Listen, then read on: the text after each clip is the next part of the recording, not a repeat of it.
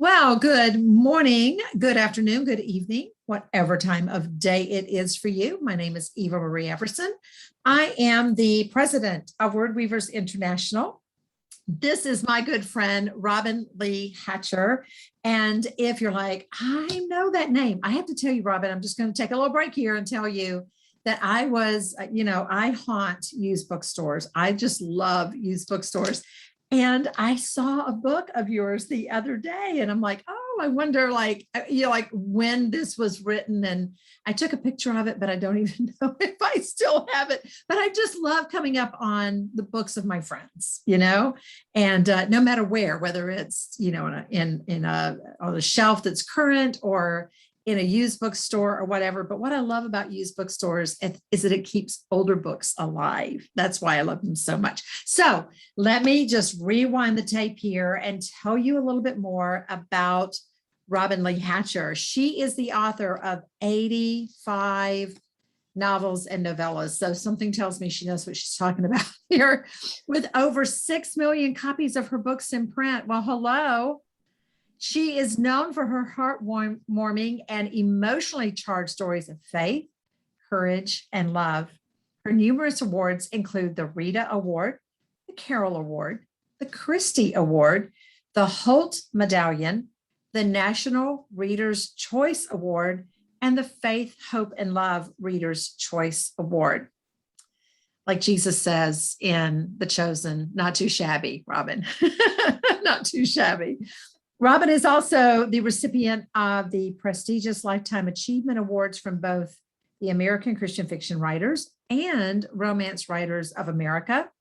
When not writing, she enjoys being with her family, spending time in the beautiful Idaho outdoors, Bible art journaling. Oh, I want to know more about that. Reading books that make her cry, watching romantic movies, and decorative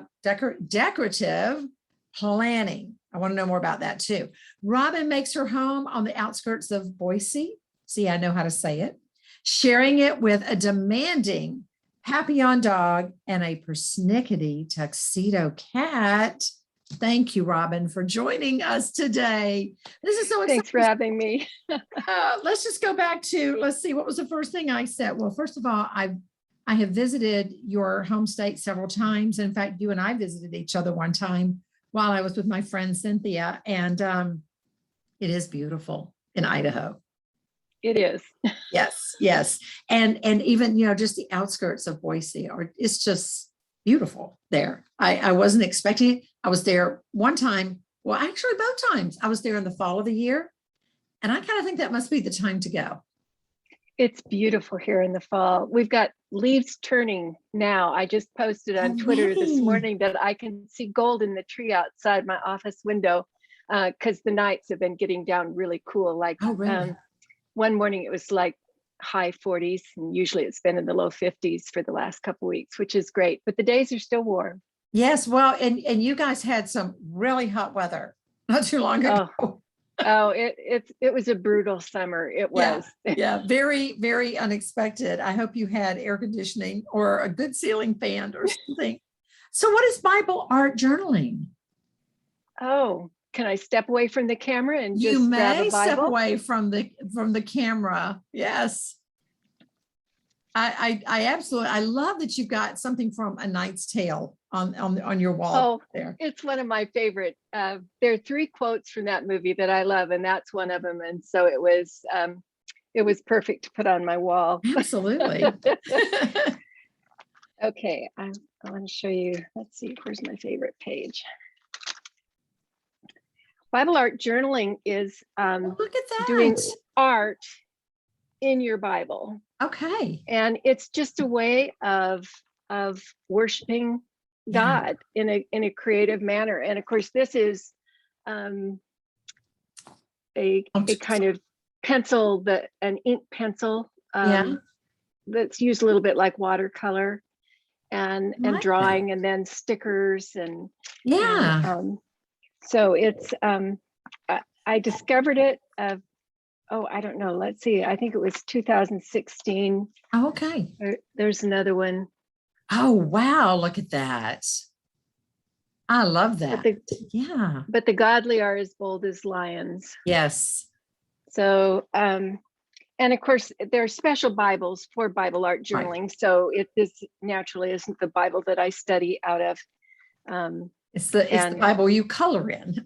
Right. It's color and stickers and just expressing back to God the things that I'm seeing as I read scripture. Yes. So you love watching romantic movies. Tell us your favorite. Oh, impossible. I have so many movies that I watch again and again that I can start naming them, but I love An Ideal Husband. I love Emma, Sense and Sensibility. Oh yeah. Any of the Jane Austen ones are ones that I've watched forever. Yes. I have the 6 hours of the Pride and Prejudice. Pride and Prejudice. Yes. The Colin Firth yes. version. Let's see. While You Were Sleeping, Sleepless in Seattle. There are just so many. Like I said, there's a long we could go on and on. Yeah. And it's something that oftentimes I just put on TV if I'm working on my website or doing a newsletter or something. I'll just put on a favorite movie and just let it play sort of in the background, and you just look up every so often. Yes, absolutely. Just the other night, I'm sure you saw Sweet Home Alabama, and it's just a cute movie. And in the movie, Melanie has a friend from back home named, I think it's Lurleen, and she sees her in a bar with her baby, and she says, "You have a baby in a bar," and I was watching something on John Ritter, and his son Jason was being interviewed, and my gracious, does he look just like him? And I realized that I think these two, they're married to each other, and I didn't realize that, So it's, oh well, yeah, I start getting to like, okay, who is this? Who's playing the part, and what else have they played in, and things like that. I start getting excited about that. What about decorative planning? What is that? Okay, well, I'll reach around my computer. Decorative planning is just planning that's pretty. Just making plans that looks pretty on paper. Yes. So again, it's another artistic. It's just outlet for me. I would hate to show you what mine looks like. Well, I've kept planners since 1983, I think, and still have them. They're out in the garage on a shelf. And but it was in about 2015, I think, that I first heard about this is called the Happy Planner. And I just thought, I always had put stickers in my planner, no matter what it looked like. I used colored pens, just anything to make it prettier. Yeah. And so I discovered the decorative planning around the same time that I actually found Bible art journaling. Oh, okay. All right. So, yeah, you definitely are a creative. Okay. So I want to talk to you for a few minutes about, some business stuff here now. So, because this is for word weavers predominantly. And we really like to talk to the experts. You made a transition from ABA, American Booksellers Association, to CBA, Christian Booksellers Association, some years ago. Can you talk about that? Can you talk about why you decided to do it? What led to it? Some of the differences in the two worlds? Sure, I'd be happy to. Well, first of all, it was God drawing my heart to write for him. And I hadn't been walking closely with the Lord for a while. And, I wasn't going to church. I wasn't reading my Bible. And God really started to work on me through a number of circumstances. And he brought more Christian writers into my life as influences for me. And I guess I should fall back and say probably the very first thing that he did was he put the novel Redeeming Love in my hands. Francine Rivers' book. And that was the version that was published in the secular market in 1991. And I remember I was up late it was close to midnight, and when I finished the book, and tears were just running down my face, and I remember wishing that I could write something with that much power to change lives as I felt in that book. But because I knew I wasn't living the way that I should, naturally, I thought God couldn't use me. And so then there was a journey of God healing me, drawing me back into a closer relationship with him. There were a lot of steps involved, and it took a number of years, about close to 7 years, not quite, to the point where I signed my first contract with a Christian publisher. And so it felt slow. And one of the things God had to show me was that I thought I had ruined my testimony. Therefore, God could never use me because I hadn't walked perfectly.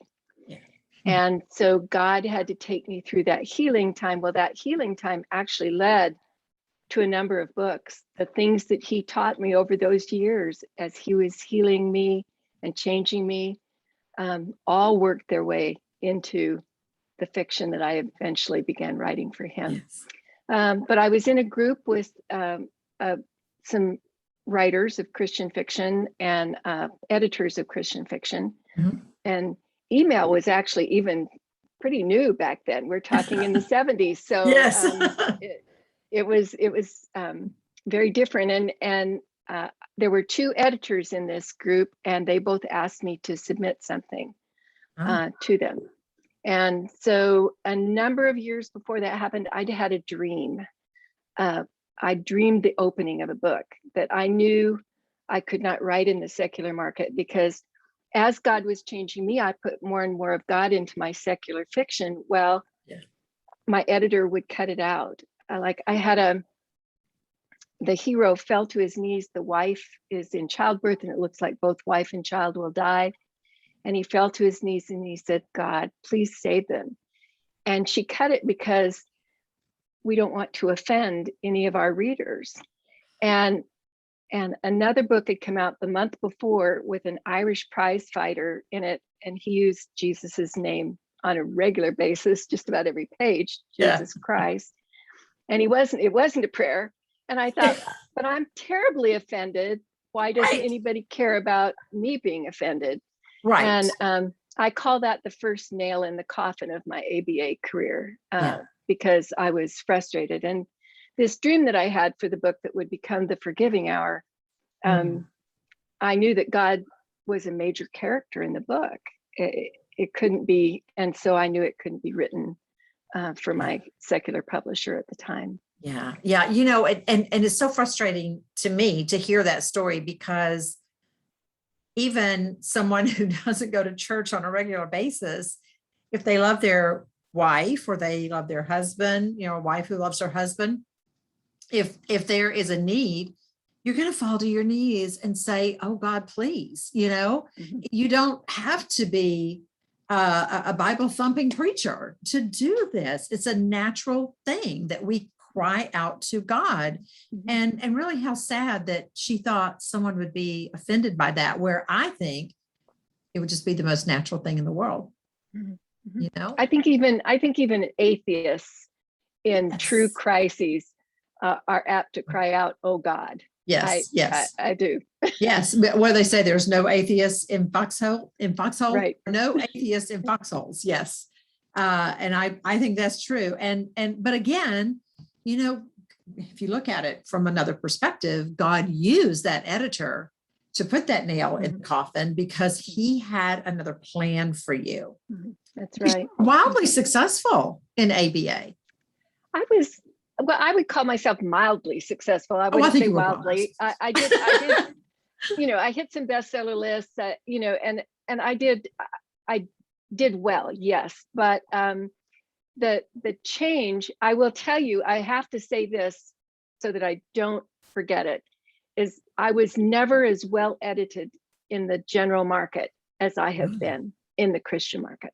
How about it? And in fact, my first books were for a very small publisher, and they weren't edited at all. So all of my mistakes are in print.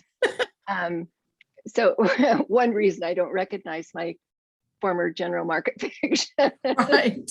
I would never But say that. the first time I got a revision letter, which was with a new publishing house, because I had never had one before, even though I'd had about 7 books published by that time. And it horrified me because I thought, oh, I really can't write. There was all this blue pencil. That was in the days when you I got back your entire remember. manuscript and had Yes, the I blue got pencil on it. those. And there was writing on every single page. And I just thought, oh, I'm a terrible writer. I can't, they're going to ask for their money back. Little did I know. No. but I've but read it your was, work. it, You are not a terrible one. thank you. But it was shocking since it had never happened before. Sure. But in fact, when I came to the CBA, it was the first time I'd ever had an editor use track changes. I'd never done anything with it. Because in fact, one of my editors in the general market, they still didn't even have computers in their editorial department. Wow. So so the Christian market was definitely ahead in that regard at the time. Now that's of course all changed through the years, but nonetheless, it was working with track changes was just like, oh my, I didn't think I could do that either. I thought, oh, I'll never be able to figure this out because I was used to working on paper. Yes. And so then when I started doing the track changes, it was just like, yes, this is the best thing that ever came along.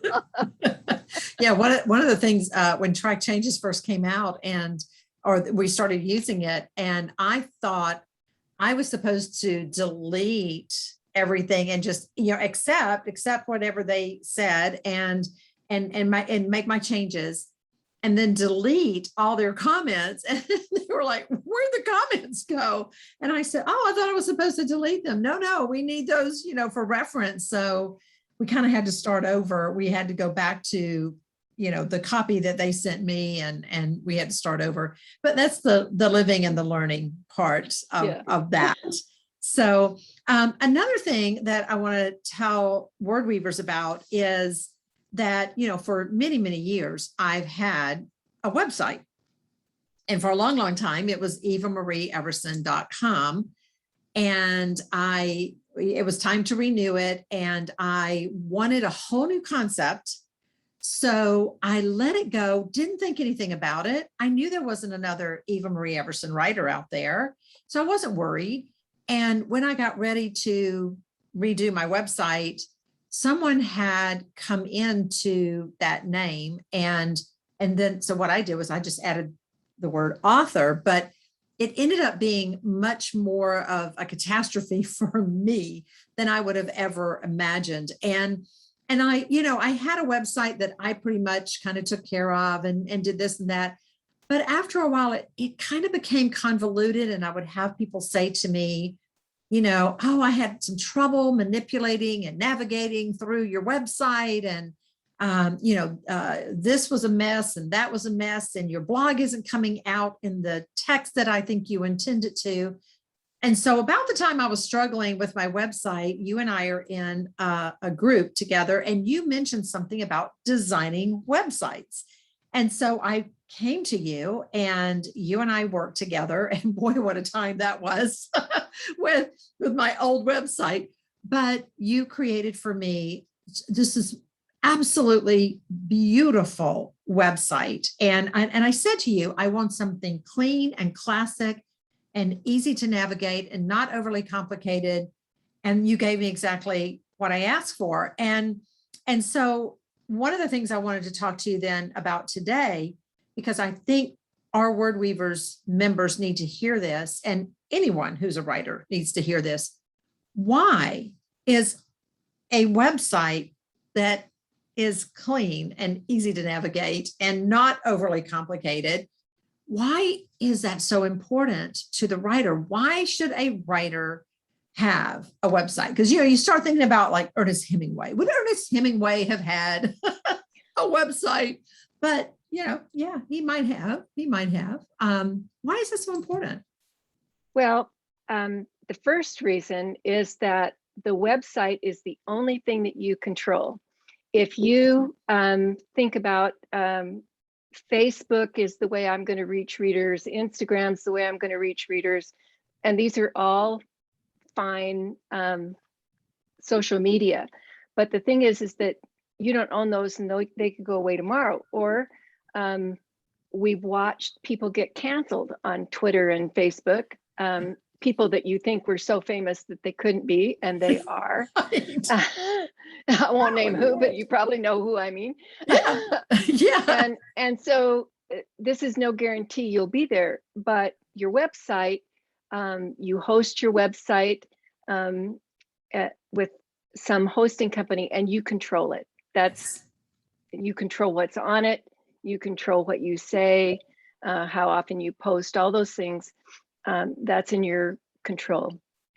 I would say that if you have people who have never thought about getting a site yet, get your site, get your domain name, park it somewhere. It doesn't have to point to any place. You can just own it, and don't do what Eva Marie did and let it go. Pay your money each year. It'll cost you, like $15, $16 a year, whatever it is. It's not terribly expensive. It's going to be worth it to get and maintain. The second thing the website is for is you have to remember it's not for you, the author. It's for the reader. So when you're designing it, you need to think about your consumer, the person that's going to visit the site. Is it going to give them the information that they need? Are they going to be able to find it easily? I have a very large website. I have a lot of books. I have a lot of information. I've been blogging since 2002. That's a lot of blogs. That's a lot of blogs. In fact, I recently have started going through and getting rid of things that no longer are applicable, that don't mean anything to anybody. They meant something at the time. They don't anymore. Just sort of slowly sifting through and getting rid of some things. But your thought needs to be about supplying something to the reader. You want them to come and get what they came for. You want to offer them information that makes them want to stay. You want them to have something interesting. So you want your bio to be interesting and not just dry. So I offer mine. I give a kind of chatty kind of here's me, and then now here's my official bio. Yes. And so all these things need to be thought of, and when you're first starting out, don't worry that you don't have a lot to go there. Right. Just put the information there that you need, and make it attractive, make it easy to navigate. Those are, and of course today, I think it would be very hard anymore to design a website that was not mobile friendly.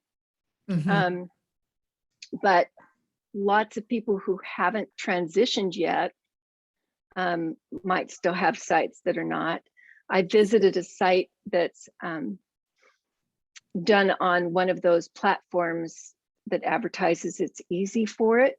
And I notice a friend has hers there, and hers does not always adjust to the size of the window. And so that's not good. No, that was one of the issues I was having. Yes. You want a mobile friendly site, because more than 50% of the people are accessing your website on a phone. That's right. On something this size. That big instead of that big. Yeah. And I don't want to. I'm old enough to, and I sit at my computer so much that almost everything is done on my computer. Right. But the truth is that more than 50% are accessing either on a phone or on a tablet. Yeah. And so you need to make sure that you're designing something, you're having something designed for mobile friendly. And I got into this actually because I've done my own for so long. And somebody on an email group we're part of posted that they'd gotten this quote for their site, and it just kind of horrified me. Like, how much? the cost. And I thought, well, I think I could do that for her.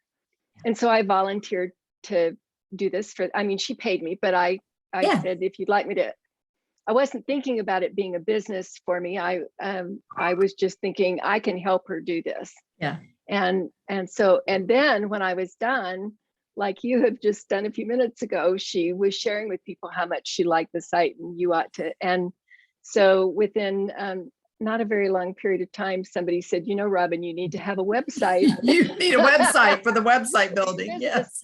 And so my business website designed by Robin was born. Yes. And I don't go seeking a lot because my primary work is writing books. But God just continues to send people to me to have sites done, and so yeah, and so you know, and I love it. It's another creative outlet. Yeah, I could see that. And again, I mean, if you go to my website, Eva Marie Everson author.com, you will see, and that's, you know, one of the things that I did was I posted it at Facebook and I asked, so tell me what you love about it. And everyone talked about, number one, the colors, the color scheme that you picked, and then also the rotating banner, which I was so tickled with, just absolutely thrilled. And one of the things that I liked about working with you, Robin, is that you didn't say, I've got this, you know, I don't want your input. You took my input and you let me be a part of the process. And so for that, you know, it felt like, yes, it is also my, you know, my input is there, but it's my website and not just something that felt foreign to me. But I tell you, it was like, you know, getting that newborn baby the day it launched and it was ready to go and all of that. So I am so glad that I did not miss that post that day. And I saw it and I thought, oh, you know, it was kind of like my confirmation from God. Yes, you need to do something about this. And so I'm just so glad that I did. It's absolutely wonderful. And I agree with you.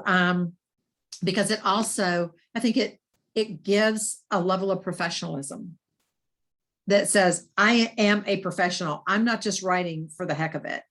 This for me is a calling, but it's also my job. It is my life's work. And so I want to represent well. And that starts at your website quite often. So that's how people find out about you. Just today, I received an email from someone who wrote me through my website because she had just read the first book of mine that she had read. She read The One True Love of Alice Ann, never read my work before. And she was so cute. She's a nurse. And she said, you know, I was just going to read a couple of chapters. I am not one to read fiction, don't really like fiction, but I started reading it and I couldn't put it down. And I ended up staying up almost all night. And so I'm kind of bleary-eyed today at the hospital. And then she put in parentheses, don't worry, no patients were harmed.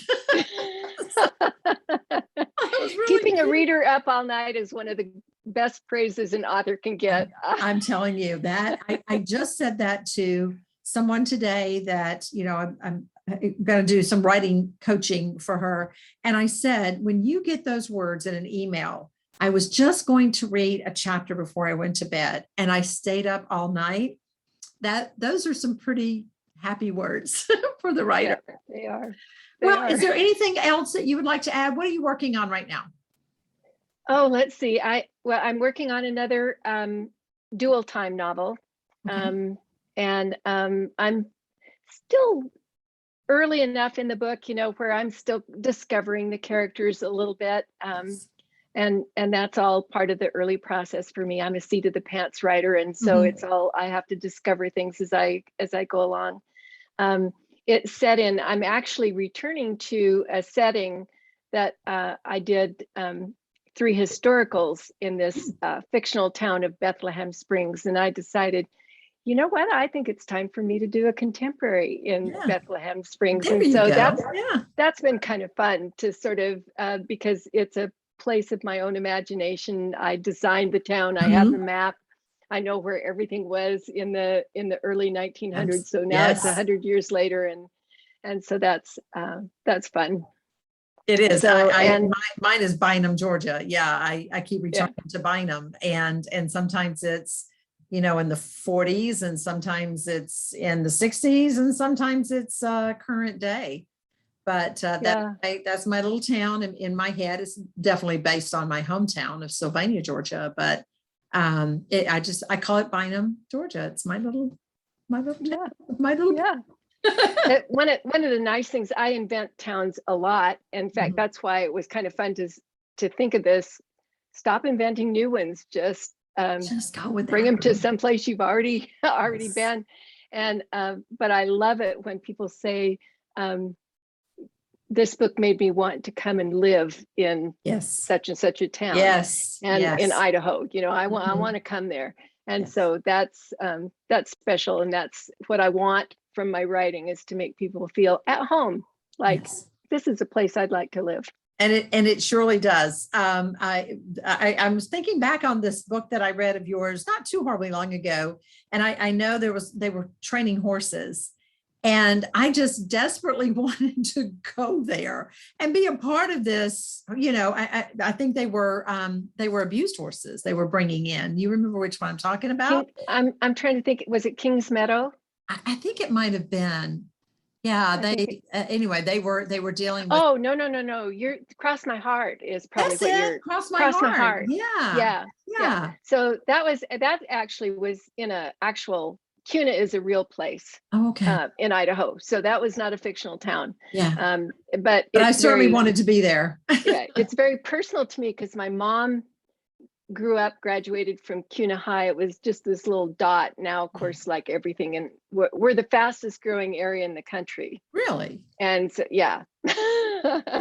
So Kuna has just become part of Boise. Actually, everything's spread out so much. But Mom graduated from there, and my grandparents owned 40 acres outside of Kuna. So anytime I write about Kuna, it's personal in my head. Yeah, so, exactly. Yeah, even though I write about Bynum, which doesn't exist, it in my mind it's my old hometown, which does exist. So it does become personal. Thank you again, Robin, for joining us today. Again, I'm Eva Marie Everson, president of Word Weavers International, and this is my friend Robin Lee Hatcher, and I call this Eva Marie and the Experts. So there you have it. Robin definitely knows about ABA, transitioning to CBA, and a lot about the importance of a well done website. So if the listeners want to find out more about you or talk to you about building a website, how do they reach you? Just go to robinleehatcher.com. I have a link there for my website design on that site. Okay. Thank you. Thank you again, Miss Robin. Thank you. Until next time.